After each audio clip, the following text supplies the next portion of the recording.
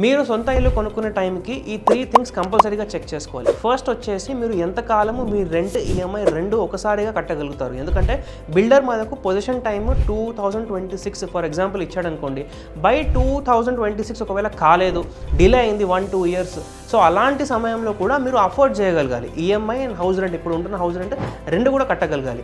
అంతేకాకుండా సెకండ్ వచ్చేసి builder track record ఎలా ఉంది. ఎందుకంటే ఎంత మంచి ట్రాక్ రికార్డ్ ఉంటే అప్పుడు మనం ఆ బిల్డర్ మీద నమ్మి ట్రస్ట్ ఉంటుంది అండ్ ఆ బిల్డర్ని నమ్మి మనం డబ్బులు ఇస్తాం. ఎందుకంటే మన హార్డ్ అండ్ మనీ అక్కడ పెడతాం కాబట్టి బిల్డర్ ట్రాక్ రికార్డ్ చాలా ఇంపార్టెంట్.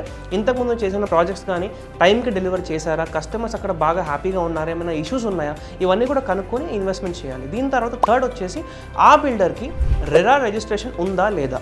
రెరా రిజిస్ట్రేషన్ ఉంటేనే మనం అక్కడ బిల్డర్ని నమ్మడానికి ఇంకా ఎక్కువ ఛాన్స్ ఉంటుంది. ఎందుకంటే మనం ఆన్లైన్లో వెబ్సైట్ కూడా చెక్ చేసుకోవచ్చు. రెరా గురించి డీటెయిల్స్ కావాలి అంటే రెరా స్టేట్ నేమ్ అనేది అక్కడ టైప్ చేయాలి. అంటే ఆంధ్ర అయితే ఆంధ్ర, తెలంగాణ అయితే తెలంగాణ టైప్ చేసి అక్కడ బిల్డర్ రిజిస్ట్రేషన్ నెంబర్ అంతా టైప్ చేసి పూర్తి డీటెయిల్స్ మనం చూసుకోవచ్చు. ఈ 3 థింగ్స్ కన్ఫర్మ్ చేసిన తర్వాతనే మనం సొంత ఇల్లు కొనడానికి అక్కడ ఇన్వెస్ట్మెంట్ పెడితే మనకు కొంచెం సేఫ్టీ ఉంటుంది. సో ఇలాంటి ఇంట్రెస్టింగ్ వీడియోస్ కోసం మన ఛానల్ చూస్తూ ఉండండి.